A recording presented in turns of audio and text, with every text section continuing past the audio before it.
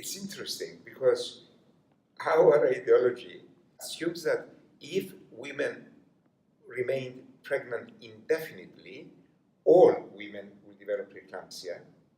And what prevents them from doing so is that they are delivering before the date when they were going to get preeclampsia.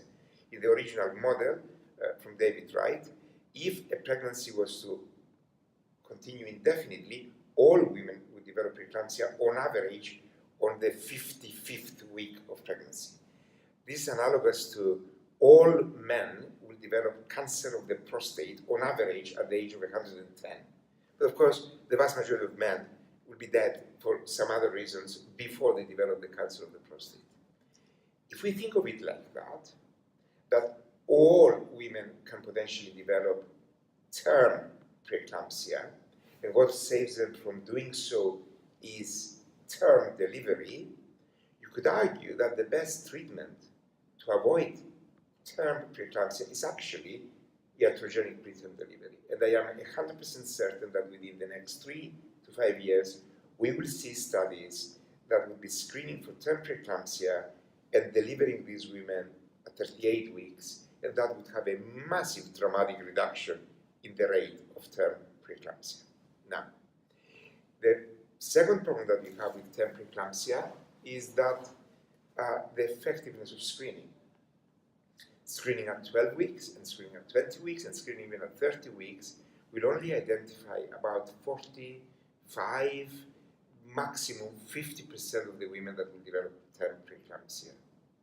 And the only way to approach a respectable detection rate is to screen women at around 36 weeks, where the detection rate may move up to about 75%. So, I have two problems with term preeclampsia. Number one, effective screening can only be achieved by screening at around 36 weeks, and most probably prevention will be by delivering a bit earlier than allowing them to go to 41 to 42 weeks. So in summary, for preterm preeclampsia, we screen at 12 weeks, and for high-risk women, we give aspirin. For term preeclampsia, we screen at 36 weeks, Yes. and then plan for delivery. Yeah, we are doing a study at the moment of giving these women to have a study. It will take 2 years or so before we know the results. That may well be one way of preventing term preeclampsia, but I think at the end of the day, if we identify a high-risk group for term preeclampsia, for fetal growth restriction, most probably people will move to iatrogenic delivery at around 38 weeks. There is increasing evidence for other things in terms of pregnancy complications, of reintroducing the idea of 30 years ago that being pregnant beyond 38 weeks is not such a good idea.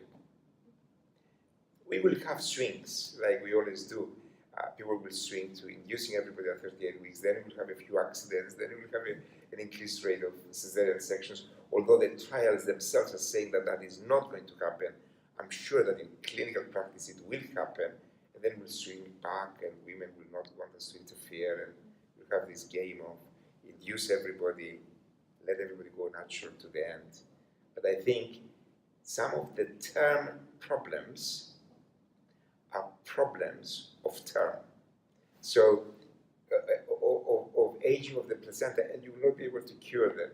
And the only way to deal with them is to just deliver them before they develop these complications.